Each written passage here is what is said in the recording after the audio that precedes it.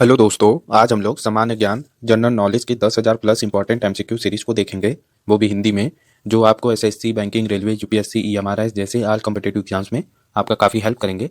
तो चलिए शुरू करते हैं। आज का सेट 17। अगर आपने पहले के सेट्स को नहीं देखा है तो आप प्लेलिस्ट में जाकर उसे देख सकते हैं। तो ये रहा आज का पहला क्वेश्चन।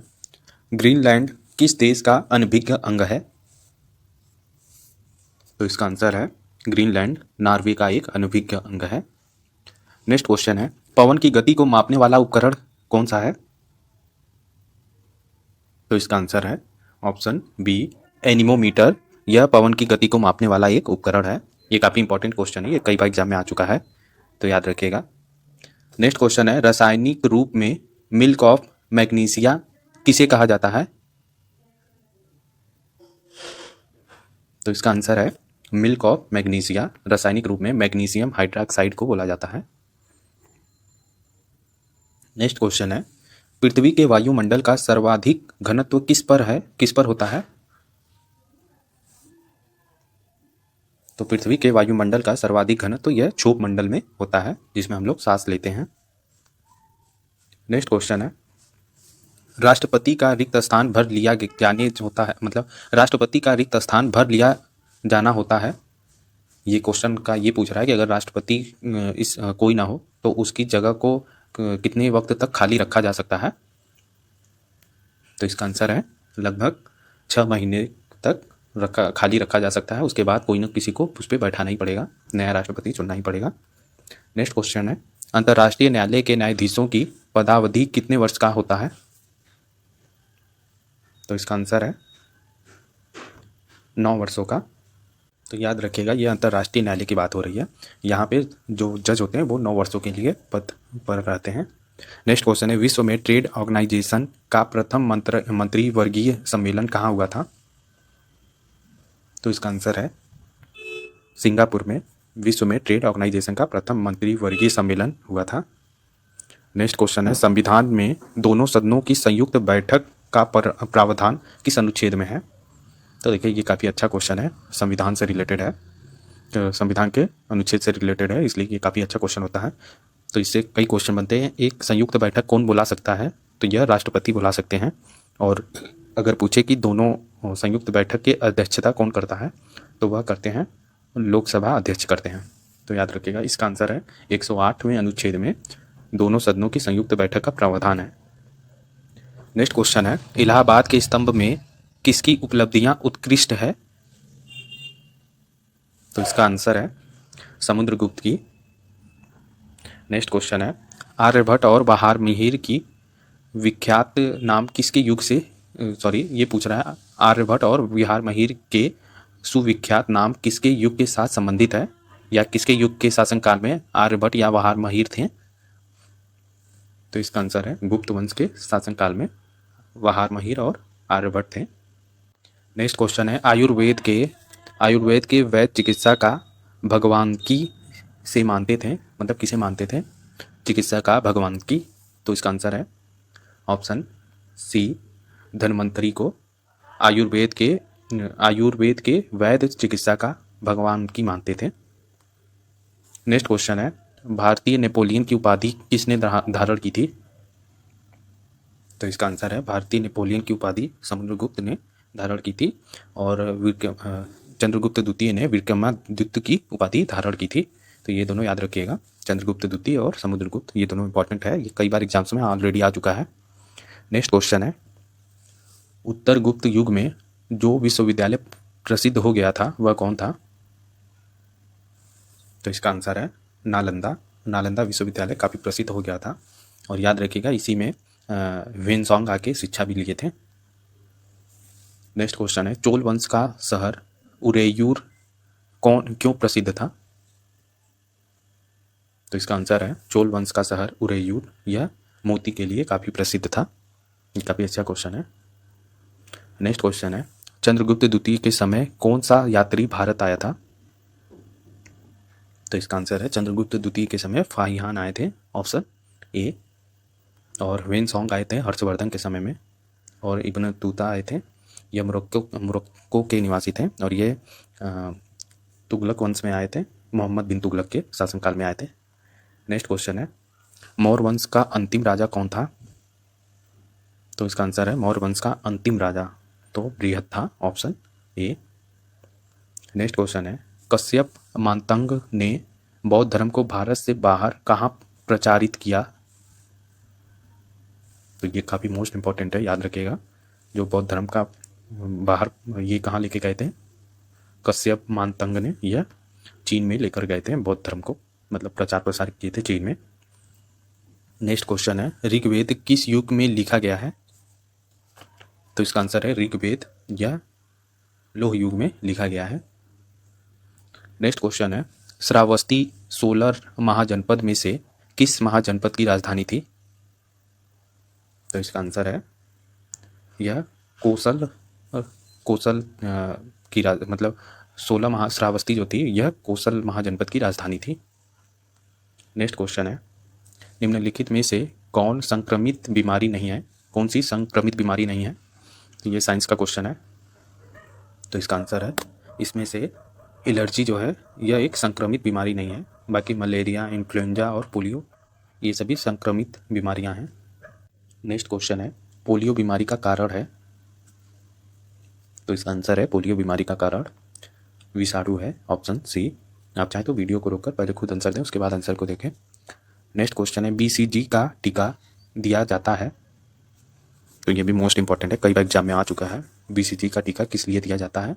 तो याद रखिएगा यह ट्यूबरकुलोसिस के बचाव के लिए दिया जाता है, जिसे हम लोग TB रोग भी बोलते हैं। TB से बचाव के लिए ये टीका लगाया जाता है।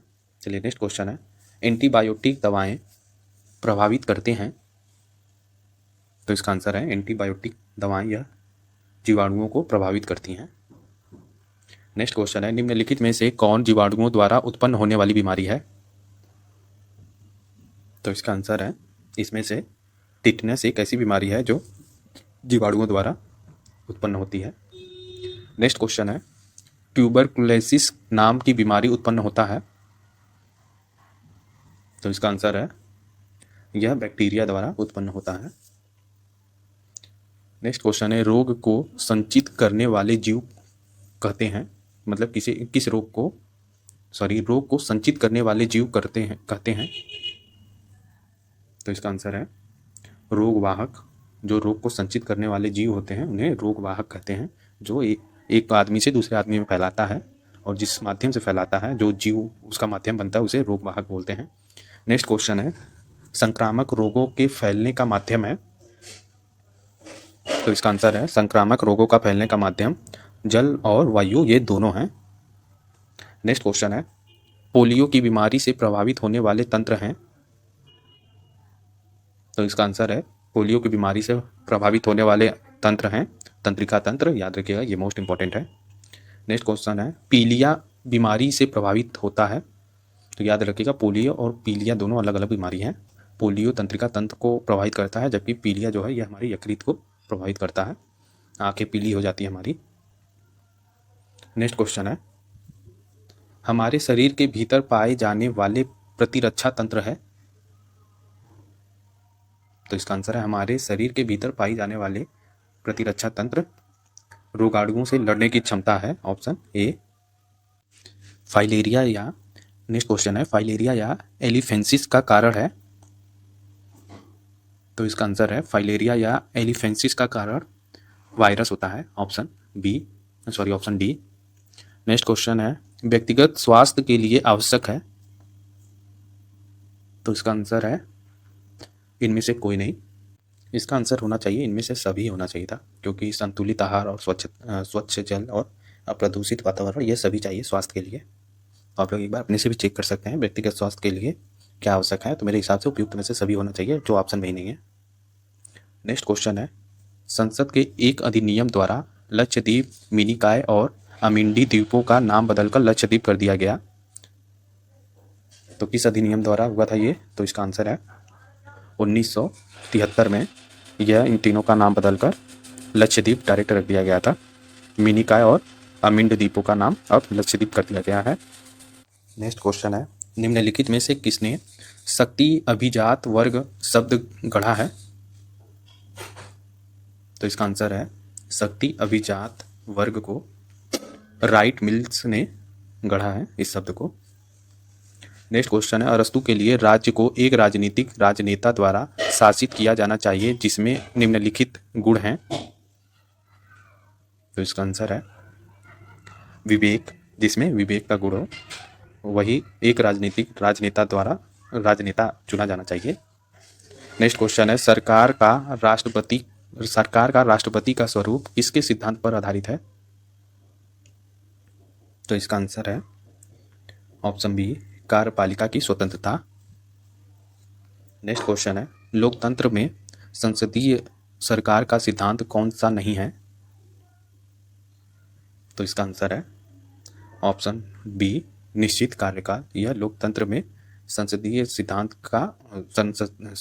सरकार का सिद्धांत नहीं है, इसमें से नहीं है ये, क्योंकि इसका एक निश्चित काल होता है। नेक्स्ट क्वेश्चन है, केंद्र राज्य संबंध की जांच किसके द्वारा की जाती है। तो इसका आंसर है सहकारिता समिति द्वारा यह जांच की जाती है, केंद्र और राज्य के बीच के संबंध का जांच। नेक्स्ट क्वेश्चन है, सूचना का अधिकार की गारंटी देने वाला विश्व का पहला देश कौन सा है। ये काफ़ी अच्छा क्वेश्चन है, कई बार एग्जाम में आ चुका है। तो इसका आंसर है सूचना का अधिकार की गारंटी देने वाला विश्व का पहला देश है Sweden, option D. Next question है, तस्वीर के साथ चुनावी सूची तमिलनाडु में किस वर्ष के दौरान पेश की गई। तो इसका आंसर है तस्वीर के साथ चुनावी सूची तमिलनाडु में वर्ष 2006 के दौरान पेश की गई थी। तो ये भी काफ़ी अच्छा क्वेश्चन है। नेक्स्ट क्वेश्चन है, पहला संवैधानिक संशोधन वर्ष में किया गया। तो इसका आंसर है पहला संवैधानिक संशोधन वर्ष 1951 में किया गया था। नेक्स्ट क्वेश्चन है, भारतीय संसद द्वारा मौलिक अधिकारों में संशोधन करने की शक्तियां स्थापित की गई। तो इसका आंसर है मौलिक अधिकारों में संशोधन यह अनुच्छेद भारतीय संविधान संशोधन 25वां संविधान संशोधन में किया गया था। ये काफ़ी अच्छा क्वेश्चन है, याद रखिएगा। भारतीय संसद द्वारा मौलिक अधिकारों में संशोधन करने की शक्तियाँ से इसको स्थापित किया गया था 25वें संविधान संशोधन द्वारा ही। नेक्स्ट क्वेश्चन है, किस अधिनियम ने गवर्नर जनरल को भारतीय जनता के प्रतिनिधियों को कानून के काम के साथ अपने विस्तारित परिषद में नामित करके सक्षम बनाया। तो इसका आंसर है भारत सरकार अधिनियम 1861 के अधिनियम ने गवर्नर जनरल को भारतीय जनता के प्रतिनिधियों को कानून के काम के साथ अपने विस्तारित परिषद में नामित करके सक्षम बनाया था। नेक्स्ट क्वेश्चन है, ब्रिटिश सरकार के समक्ष शासन में भारत के शासन के लिए पहली कानून था।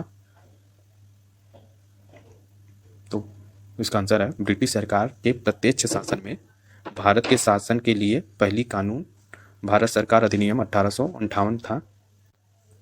नेक्स्ट क्वेश्चन है, ईसाई मिशनरियों को भारत में अधिनियम के तहत अपना धर्म फैलाने की अनुमति दी गई। तो किस अधिनियम के द्वारा। तो इसका आंसर है चार्टर एक्ट 1813 के दौरान ईसाई मिशनरियों को भारत में ईसाई धर्म फैलाने की अनुमति दी गई थी। तो ये काफ़ी अच्छा क्वेश्चन है, ये भी कई बार एग्जाम में पूछ चुका है।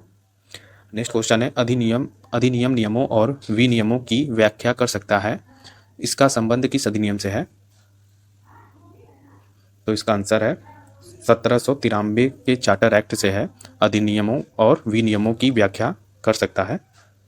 नेक्स्ट क्वेश्चन है, भारत के संविधान को किस संविधान सभा द्वारा अपनाया गया। तो इसका आंसर है भारत के संविधान को 26 नवंबर 1949 में अपनाया गया था, मतलब इसी तिथि को ही अंगीकृत किया गया था भारत के संविधान को, लेकिन लागू किया गया था 26 जनवरी 1950 में लागू किया गया था। नेक्स्ट क्वेश्चन है, भारत में पहले व्यक्ति का नाम क्या था जिसे आधार पहचान संख्या दी गई थी।